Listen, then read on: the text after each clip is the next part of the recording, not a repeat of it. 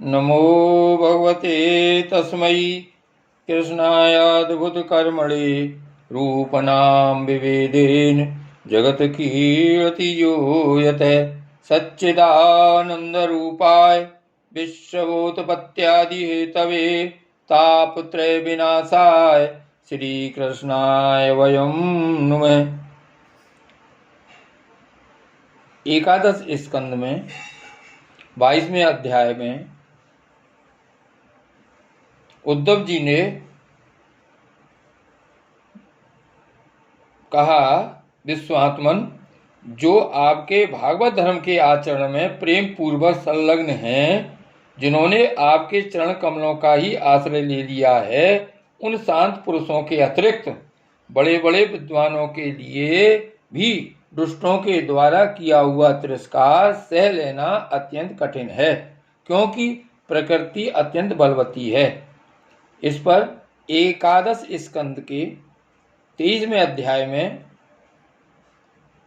एक तितिक्षु ब्राह्मण का इतिहास श्री सुखदेव जी कहते हैं, परीक्षित, वास्तव में भगवान की लीला कथा ही श्रवण करने योग्य है। वे ही प्रेम और मुक्ति के दाता हैं। जब उनके परम प्रेमी भक्त उद्धव जी ने इस प्रकार प्रार्थना की, तब यदुवंश विभूषण श्री भगवान ने उनके प्रश्न की प्रशंसा करके उनसे इस प्रकार कहा। भगवान श्री कृष्ण ने कहा, देवगुरु बृहस्पति के शिष्य उद्धव जी, इस संसार में प्राय ऐसे संत पुरुष नहीं मिलते जो दुर्जनों की कटुवाणी से बिंधे हुए अपने हृदय को संभाल सकें।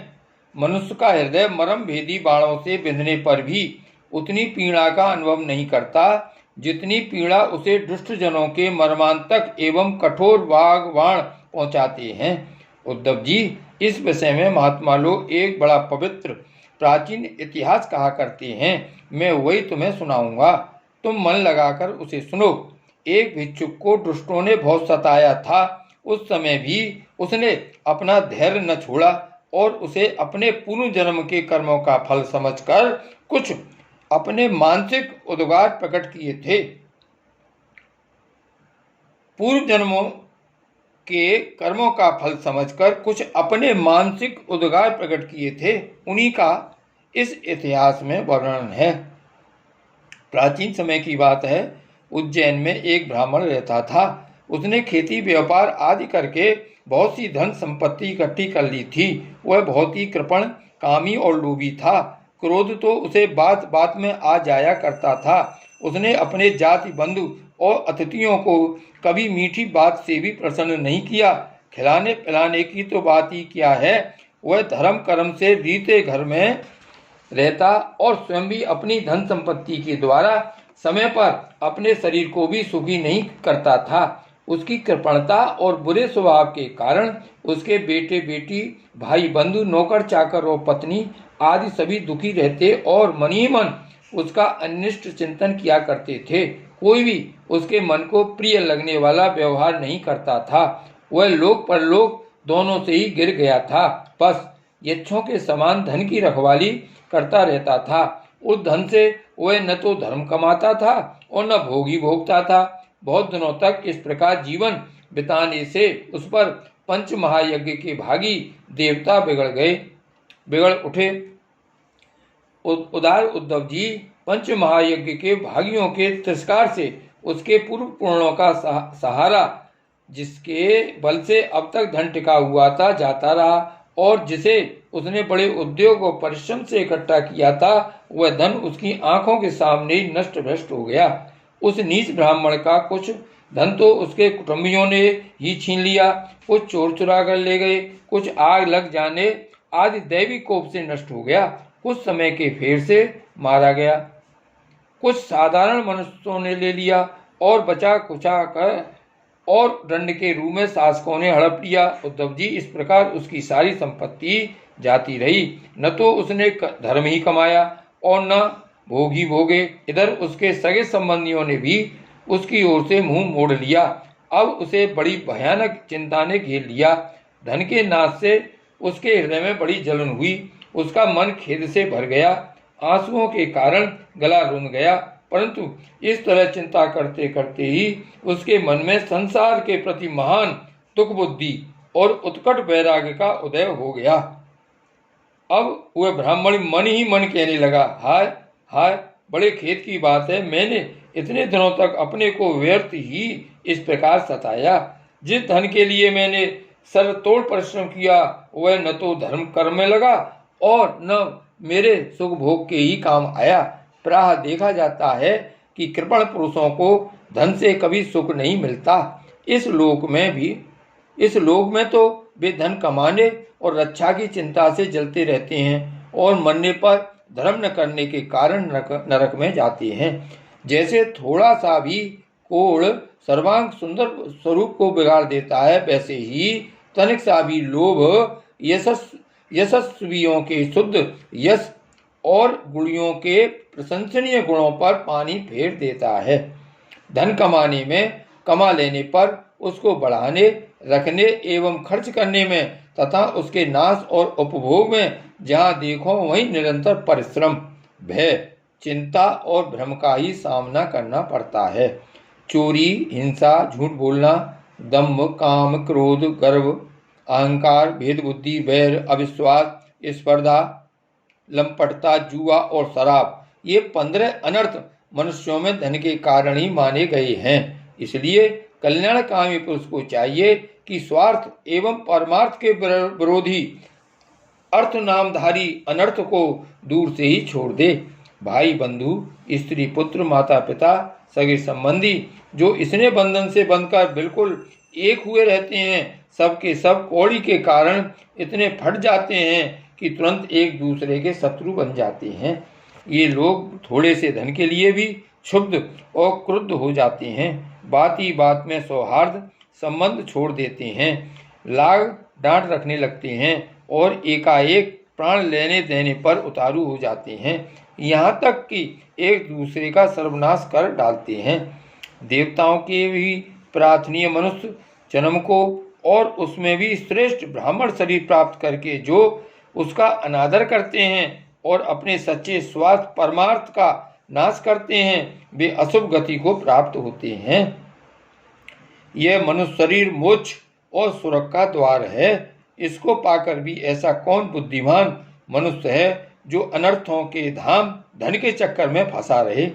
जो मनुष्य देवता, ऋषि, पितर, प्राणी, जाति, भाई, कुटुंबी और धन के दूसरे भागीदारों को उनका भाग देकर संतुष्ट नहीं रखता और न स्वयं ही उसका भोग करता है, वह यक्ष के समान धन की रखवाली करने वाला कृपण तो अवश्य ही अधोगति को प्राप्त होता है। मैं अपने कर्तव्य से च्युत हो गया हूँ। मैंने प्रमाद में अपनी आयु, धन और बल पौरुष खो दिए। विवेकी लोग जिन साधनों से मोक्ष तक प्राप्त कर लेते हैं, उन्हीं को मैंने धन इकट्ठा करने की व्यर्थ चेष्टा में खो दिया। अब बुढ़ापे में मैं कौन सा साधन करूं? मुझे मालूम नहीं होता कि बड़े बड़े विद्वान भी धन की व्यर्थ तृष्णा से निरंतर क्यों दुखी रहते हैं। हो न हो अवश्य ये संसार किसी की माया से अत्यंत मोहित हो रहा है। यह मनुष्य शरीर काल के विकराल गाल में पड़ा हुआ है। इसको धन देने वाले देवताओं और लोगों से, भोग वासनाओं और उनको पूर्ण करने वालों से तथा पुनः पुनः जन्म मृत्यु के चक्कर में डालने वाले सकाम कर्मों से लाभ ही क्या है। इसमें संदेह नहीं कि सर्वदेव स्वरूप भगवान मुझ पर प्रसन्न हैं, तभी तो उन्होंने मुझे इस दशा में पहुंचाया है और मुझे जगत के प्रति यह दुख बुद्धि और वैराग्य दिया है। वस्तुतः वैराग्य ही संसार सागर से पार होने के लिए नौका के समान है। मैं अब ऐसी अवस्था में पहुंच गया हूँ, यदि मेरी आयु शेष हो तो मैं आत्मलाभ में ही संतुष्ट रहकर अपने परमार्थ के संबंध में सावधान हो जाऊंगा और अब जो समय बच रहा है उसमें अपने शरीर को तपस्या के द्वारा सुखा डालूंगा। तीनों लोकों के स्वामी देवगण मेरे इस संकल्प का अनुमोदन करें। अभी निराश होने की कोई बात नहीं है, क्योंकि राजा खड़वांग ने तो 2 घड़ी में ही भगवत धाम की प्राप्ति कर ली थी। भगवान श्री कृष्ण कहते हैं, उद्धव जी, उस उज्जैनी निवासी ब्राह्मण ने मनी मन इस प्रकार निश्चय करके मैं और मेरे पन की गांठ खोल दी। उसके बाद वह शांत होकर मौनी सन्यासी हो गया। अब उसके चित्त में किसी भी स्थान, वस्तु या व्यक्ति के प्रति आसक्ति न रही। उसने अपने मन, इंद्रिय और प्राणों को वश में कर लिया। वह पृथ्वी पर स्वच्छंद रूप से विचरने लगा। वह भिक्षा के लिए नगर और गांव में जाता अवश्य था, परंतु इस प्रकार जाता था कि कोई उसे पहचान न पाता। उद्धव जी, वह भिक्षुक अवधूत बहुत बूढ़ा हो गया था। दुष्ट उसे देखते ही टूट पड़ते और तरह तरह से उसका तिरस्कार करके उसे तंग करते। कोई उसका दंड छीन लेता तो कोई भिक्षा पाती झटक ले जाता, कोई कमंडल उठा ले जाता तो कोई आसन, रुद्राक्ष माला और कंधा ही ले कर भाग जाता। कोई तो उसकी लंगोटी और वस्तु को ही इधर उधर डाल देता। कोई वे वस्तुएं देकर और कोई दिखला कर फिर छीन लेते। जब वह अवधूत मधुकर ही मांग कर लाता और बाहर नदी तट पर भोजन करने बैठता तो पापी लोग कभी उसके सिर पर मुँह देते तो कभी थूक देते। वे लोग उस मौनी अवधूत को तरह तरह से बोलने के लिए विवश करते और जब वह इस पर भी न बोलता तो उसे पीटने लगते। कोई उसे चोर कहकर डांटने डपटने लगता। कोई कहता इसे बांध लो और फिर उसे रस्सी से बांधने लगते। कोई उसका तिरस्कार करके इस प्रकार ताना कसते कि देखो देखो, अब इस कृपण ने धर्म का ढोंग रचा है। धन संपत्ति जाती रही, स्त्री पुत्रों ने घर से निकाल दिया, तब इसने भीख मांगने का रोजगार लिया है। अहो देखो तो सही, यह मोटा तगड़ा भिखारी धैर्य में बड़े भारी पर्वत के समान है। यह मौन रहकर अपना काम बनाना चाहता है। सचमुच यह बगुले से भी बढ़कर ढोंगी और दृढ़ निश्चयी है। कोई उस अवधूत की हंसी उड़ाता तो कोई उस पर अधोवायु छोड़ता। जैसे लोग तोता, मैना आदि पालतू पक्षियों को बांध लेते या पिंजरे में बंद कर लेते, वैसे ही उसे भी वे लोग बांध देते और घरों में बंद कर देते। किंतु वह सब कुछ चुपचाप सह लेता।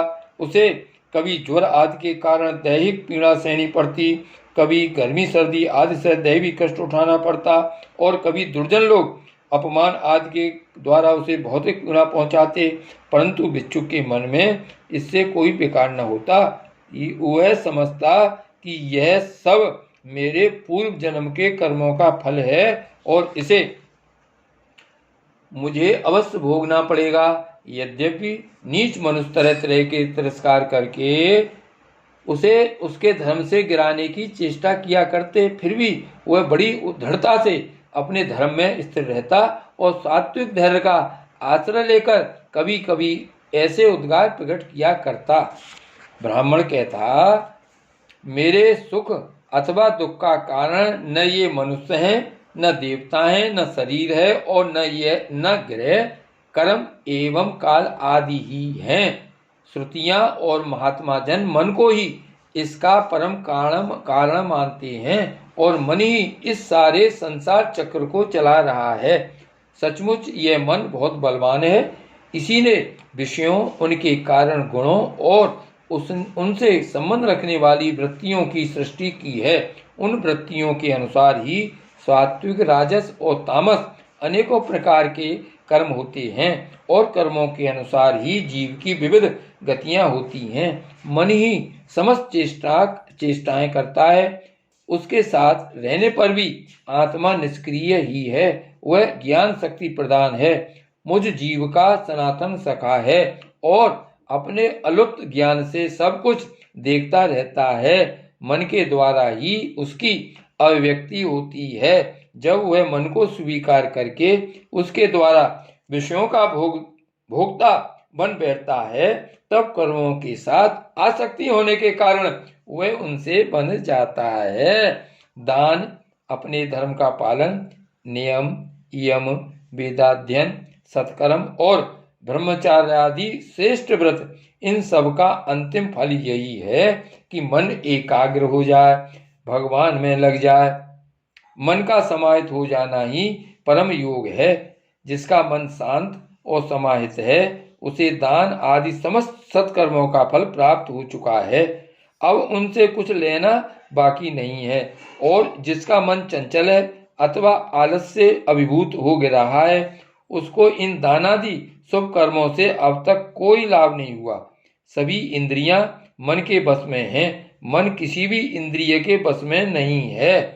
यह मन बलवान से भी बलवान अत्यंत भयंकर देव है। जो इसको अपने बस में कर लेता है वही देव इंद्रियों का विजेता है। सचमुच मन बहुत बड़ा शत्रु है, इसका आक्रमण असह्य है। यह बाहरी शरीर को ही नहीं, हृदय आदि मर्म स्थानों को भी भेदता है। इसका सचमुच मन बहुत बड़ा शत्रु है, इसका आक्रमण असह्य है। यह बाहरी शरीर को ही नहीं, हृदय आदि मर्म स्थानों को भी भेदता रहता है। इसे जीतना बहुत ही कठिन है। मनुष्य को चाहिए कि सबसे पहले इसी शत्रु पर विजय प्राप्त करे, परंतु होता है यह कि मूर्ख लोग इसे तो जीतने का प्रयत्न करते नहीं, दूसरे मनुष्यों से झूठ मूठ झगड़ा बखेड़ा करते रहते हैं और इस जगत के लोगों को ही शत्रु मित्र उदासीन बना लेते हैं। साधारणतः मनुष्यों की बुद्धि अंधी हो रही है, तभी तो वे इस मन कल्पित शरीर को मैं और मेरा मान बैठते हैं और फिर इस भ्रम के फंदे में फंस जाते हैं कि यह मैं हूं और यह दूसरा। इसका परिणाम यह होता है कि वे इस अनंत अज्ञान अंधकार में ही भटकते रहते हैं। यदि मान लें कि मनुष्य ही सुख दुख का कारण है, तो भी उनसे आत्मा का क्या संबंध, क्योंकि सुख दुख पहुंचाने वाला भी मिट्टी का शरीर है और भोगने वाला भी। कभी भोजन आदि के समय यदि अपने दांतों से ही अपनी जीभ कट जाए और उससे पीड़ा होने लगे तो मनुष्य किस पर क्रोध करेगा। यदि ऐसा मान लें कि देवता ही दुख के कारण है, तो भी इस दुख से आत्मा की क्या हानि, क्योंकि यदि दुख के कारण देवता हैं तो इंद्रियाभिमानी देवताओं के रूप में उनसे भोगता भी तो वे ही हैं। और देवता सभी शरीरों में एक हैं। जो देवता एक शरीर में है वे ही दूसरे में भी हैं। ऐसी दशा में यदि अपने ही शरीर के किसी एक अंग से दूसरे अंग को चोट लग जाए तो भला किस पर क्रोध किया जाएगा। यदि ऐसा माने कि आत्मा ही सुख दुख का कारण है तो वह तो अपना आप ही है, कोई दूसरा नहीं, क्योंकि आत्मा से भिन्न कुछ है ही नहीं। यदि दूसरा कुछ प्रतीत होता है तो वह मिथ्या है। इसलिए न सुख है न दुख, फिर क्रोध कैसा। क्रोध का निमित्त ही क्या। यदि ग्रहों को सुख दुख का निमित्त माने तो उनसे भी अजन्मा आत्मा की क्या हानि। उनका प्रभाव भी जन्म मृत्युशील शरीर पर ही होता है। ग्रहों की पीड़ा तो उनका प्रभाव ग्रहण करने वाले शरीर को ही होती है और आत्मा उन ग्रहों और शरीरों से सर्वथा परे है। तब भला वह किस पर क्रोध करे। यदि कर्मों को ही सुख दुख का कारण माने तो उनसे आत्मा का क्या प्रयोजन, क्योंकि वे तो एक पदार्थ के जड़ और चेतन उभय रूप होने पर ही तो हो सकते हैं। जो वस्तु विकार युक्त और अपना हितायत जानने वाली होती है उसी से कर्म हो सकते हैं। अतः वह विकार युक्त होने के कारण जड़ होनी चाहिए और हितायत का ज्ञान होने के कारण चेतन। किंतु देह तो अचेतन है और उसमें पक्षी रूप से रहने वाला आत्मा सर्वथा निर्विकार और साक्षी मात्र है। इस प्रकार कर्मों का तो कोई आधार ही सिद्ध नहीं होता, फिर क्रोध किस पर करें। यदि ऐसा माने कि काल ही सुख दुख का कारण है तो आत्मा पर उसका क्या प्रभाव, क्योंकि काल तो आत्मस्वरूप ही है। जैसे आग आग को नहीं जला सकती और बर्फ बर्फ को नहीं गला सकता, वैसे ही आत्मस्वरूप काल अपने आत्मा को ही सुख दुख नहीं पहुंचा सकता। फिर किस पर क्रोध किया जाए। आत्मा शीत उष्ण सुख दुख आदि द्वंद्वों से सर्वथा अतीत है। आत्मा प्रकृति के स्वरूप धर्म कार क्लेश संबंध और गंध से भी रहित है। उसे कभी कहीं किसी के द्वारा किसी भी प्रकार से द्वंद्व का स्पर्श ही नहीं होता वह तो जन्म मृत्यु के चक्र में भटकने वाले अहंकार को ही होता है। जो इस बात को जान लेता है वह फिर किसी भी भय के निमित्त से भयभीत नहीं होता। बड़े बड़े प्राचीन ऋषि मुनियों ने इस परमात्म निष्ठा का आश्रय ग्रहण किया है। मैं भी इसी का आश्रय ग्रहण करूंगा और मुक्ति तथा प्रेम के दाता भगवान के चरण कमलों की सेवा के द्वारा ही इस दुरंत अज्ञान सागर को अनायासी पार कर लूंगा। भगवान श्री कृष्ण कहते हैं, उद्धव जी, उस ब्राह्मण का धन क्या नष्ट हुआ, उसका सारा कलेश ही दूर हो गया। अब वह संसार से विरक्त हो गया था और संन्यास लेकर पृथ्वी में स्वच्छंद विचर रहा था। यद्यपि दुष्टों ने उसे बहुत सताया, फिर भी वह अपने धर्म में अटल रहा, तनिक भी विचलित न हुआ। उस समय वह मौनी अवधूत मनी मन इस प्रकार का गीत गाया करता था। उद्धव जी, इस संसार में मनुष्य को कोई दूसरा सुख या दुख नहीं देता। यह तो उसके चित्त का भ्रम मात्र है। यह सारा संसार और इसके भीतर मित्र, उदासीन और शत्रु के भेद अज्ञान कल्पित हैं। इसलिए प्यारे उद्धव, अपनी वृत्तियों को मुझ में तन्मय कर दो और इस प्रकार अपनी सारी शक्ति लगाकर मन को बस में कर लो और फिर मुझ में ही नित्य युक्त होकर स्थित हो जाओ। बस सारे योग साधन का इतना ही सार संग्रह है।